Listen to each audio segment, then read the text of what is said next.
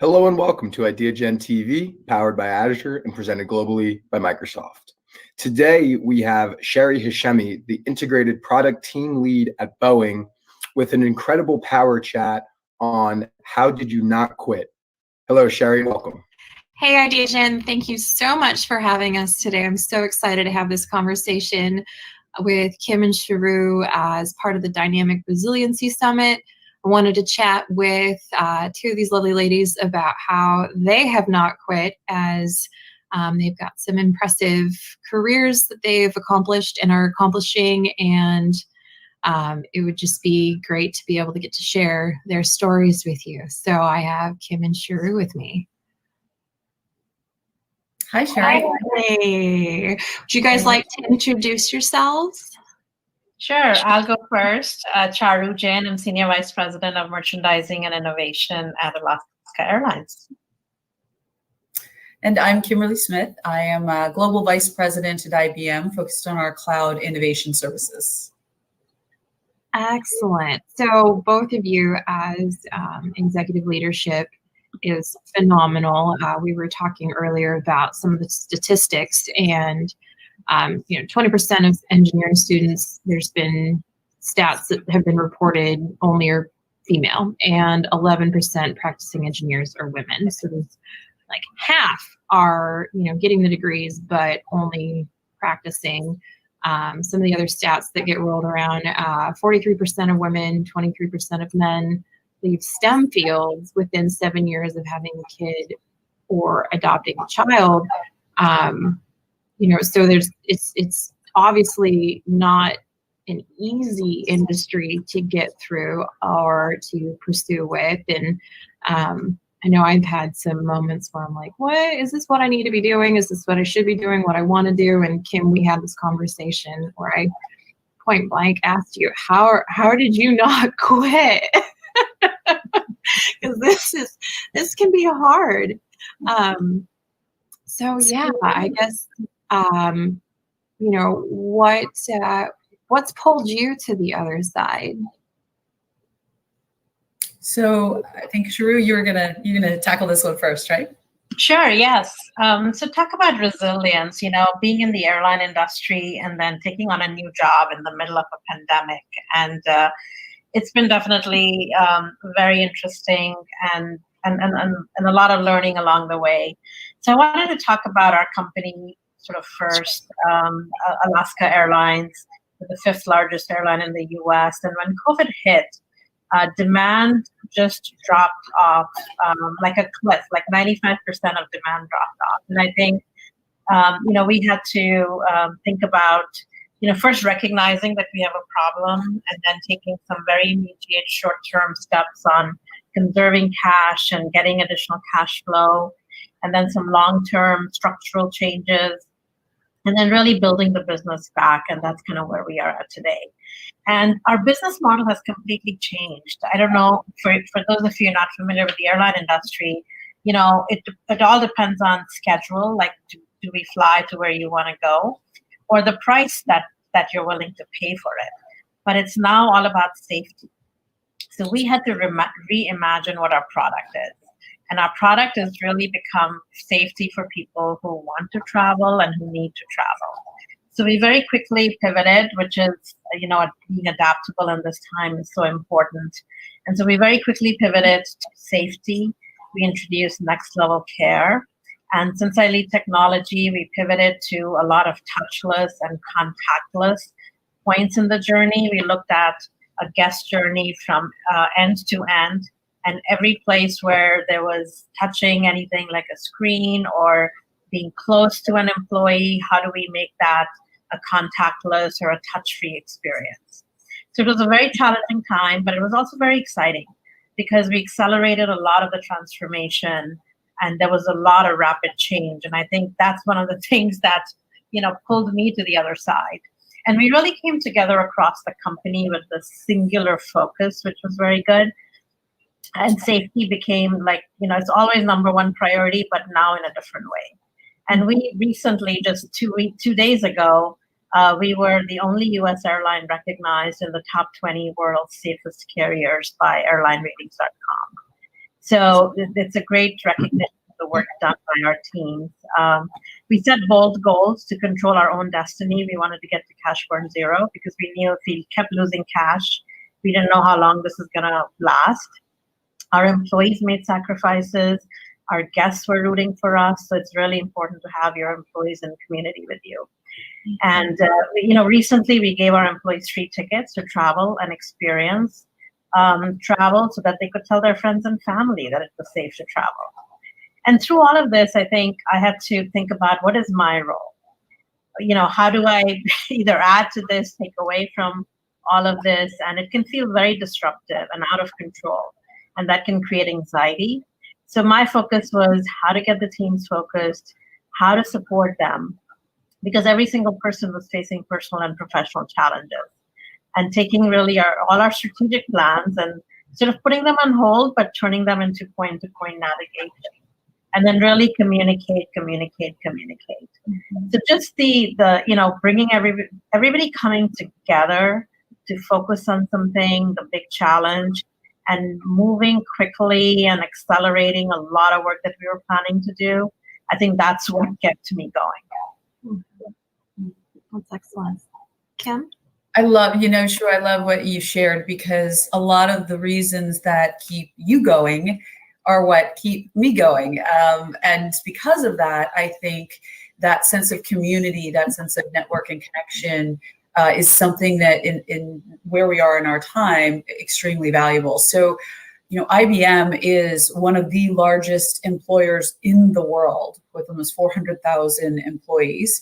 And when we think about the impact and influence of what we do around hardware, software, research, services, everything from mainframe to nanotechnology, brain science, to solving for every possible sector challenge and transformation that's going on right now, I kind of pull that into what I consider lifetime legacy. We've been around for 110 years and helping companies figure out where they're going to future-proof themselves. And now is a critical time for that. And so what keeps me going and pulls me through to the other side is that I want a role in that. I believe there are things that I can bring to the table that provide value. And I think through executive collaboration, whether it's introducing new cloud technologies with Red Hat so that Sharu's guest services systems have what they need, or in situations where retail has completely changed, how can we help companies stay afloat? Large scale, small scale, startups. We are really an enabler. And as I've said in the past, technology in the technology sector is an amalgamation of every other industry there. So to be able to have even a small part in that is what pulls me through to the other side. That's excellent. Thank you. Thank you both. And, the next question I had for you ladies is, why is it important to stay resilient? Do you want to start off? Yeah, so just as I was just talking about around lifetime legacy, I think the reason for the resilience is because in those moments, whether they be success or failure, success being fleeting and failure not being forever, there are things that we learn that we carry forward with us. And so it is really important to stay resilient because you build new muscle. You build new mind share, builds new assets and capabilities. And so as an example, now that we're not all working in our offices, it requires that, my teams are online really 17, 18 hours a day. And what we've been able to do is become a 24/7 team because of that. We've done a better job at becoming more relay focused, where we can hand off different deliverables and opportunities to work together. We've launched Red Hat on Azure OpenShift as an example. And for those of you that aren't familiar with that, IBM works very closely with Microsoft, very closely with Red Hat to drive solutions. And because we were able to come together virtually over the last 5 to 6 months, we launched something in less time, probably 3/4 of the time that it would have taken us previously. And because of that, we were able to help companies really figure out where they need to go from here. So it's important to stay resilient because you not only learn from those moments, but you can actually use those moments of resiliency to accelerate the next challenge that you're faced with. That's fantastic. Thanks, Kim. Sharu? Yeah, Kim, I couldn't agree more. I think, if anything, this pandemic has taught us the value of being resilient, your business model being resilient, your culture being resilient. And from a technology point of view, I would say technology changes so fast. And so we have to, that adaptability, the curiosity, thinking independently, having open-mindedness, taking initiative, all of those pieces that lead to resiliency are so very important. And part of it is also learning to learn, because these things are going to be changing every single minute, it seems like.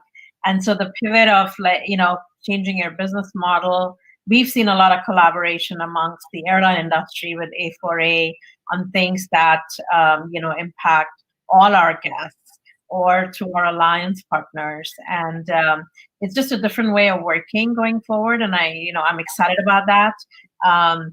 And it'll be important to keep that muscle that we've grown. And, I think about as an individual, why it's so important to stay resilient and always be learning being a key, because we don't even know 5-10 years from now, we don't even know the jobs that are going to be there in technology. So the only way you can be prepared for those are really to, understand, be curious, be open-minded, like I said, and learn to learn, because that's not going away anytime. So Sherry, I want to ask you a question. Being with Boeing, there's so much that has been talked about Boeing. So what does this look like in a company that is going through such dynamic change? Goodness, it's been a ride. I think, from when we initially hit pandemic state, immediately turning to virtual, when most of us are so used to face-to-face interactions, and we have these ways of communicating and these relationships we've built. And we've had this set rhythm of how we've been operating and how we work with each other. And all of a sudden, in a second, it's completely different. And Kim in IBM, we're over 100 years old. And so we're very established in how we've done things. And so we've had to completely pivot and be nimble about it. And it's been interesting watching the team members and myself trying to figure out, okay, well, how do we do this? Are the systems up to date? Are we going to be able to get connected? Can I get dialed in? And then how do I figure out how to communicate with my team when, I can't just get up and go and walk to their desk, or I can't do a walk by, or we can't just, pop into a conference room and have a meeting. And I think a bit of it in the beginning, you lose some of the people piece as well, because you're inherently in this mentality of like, okay, we'll get it done, figure out what we need to solve the problem. What's the next problem? What are we working through? And then it's, just figuring out how to incorporate people back into it as well. Because when you don't have that face-to-face time, it really changes how you're going to end up interacting. And I think, what it looks like for a company going through dynamic changes is just constant movement. And I think, staying resilient is really the route to go, and to work towards being a solution. How do you be a part of that solution? How do you contribute? And like you guys were saying previously, how do you future-proof yourself so that you can stay consistent and you can stay in the game to contribute and be part of that solution? That's awesome. Thank you. It's been hard. It's been interesting. It's been frustrating. I know we've all wished we had faster internet at times. Not so early Zoom meetings or video calls. Like Kim, you were saying, you have meetings at what odd hours in the morning? Three, sometimes three, sometimes, earlier or later. Yeah. But, it is what it is. I mean, we have to remember that the past is the past. We have to stop pining for where we've been and start focusing on where we are and where it's going to take us from here. That's food for thought. Yeah. True. Anything you'd like to leave us with? I would just say, resiliency is all about being able to absorb stress and unpredictability and thrive in an altered environment. And for me, I always come back to embracing failure, because that means you try new things and nothing's going to be perfect because you didn't anticipate it. So giving yourself a little bit of that grace to move forward, and this helps me move out of my comfort zone and allows me to take risks and have the confidence and courage to try something innovative, and then get stronger because of lessons learned. So just adjusting to that mindset and being able to embrace the future and that challenge that it brings, versus I totally agree with Kim, not pining for the past. Mm-hmm. And Kim, you've said this, having the grace in space, and to build off what you just said about having the grace to move forward, I think it's also important to have, if you have the space, if you have the ability to create the space, look out for folks who are around you as well to create a little bit of stability around you, create some firm ground for those around you to stand on if you have the ability to do so, because then you allow them to have more bandwidth for that grace, and they might take another step. And I think that's part of that resiliency, is creating resilient teams and creating that space to go forth and figure out how to future-proof, how to stay relevant, how to stay on top of it. So, yeah. Yeah, I would agree with that, and I'll just add that we need to not forget we're in the top 1% of what the world is experiencing right now, and I think about the next generations, and I have a 12-year-old, and this was the hardest year of her life for a lot of reasons, and the reality is that these experiences that she's having will build resilience in her, so long as she can maintain a growth mindset. And we're at a point of existential threat for so many things that it's a perfect opportunity for us to recalibrate ourselves individually and as a society and as humanity to really think about what it takes to be resilient. And part of that is everything that Charu talked about in conjunction with having that growth mindset. Because if you think about things differently and you look at the opportunity for growth for all of us and you bring others along, we will succeed together. Thanks, Kim. Thanks, Charu. Thank you, Sherry. Nice to see you, Charu. Likewise.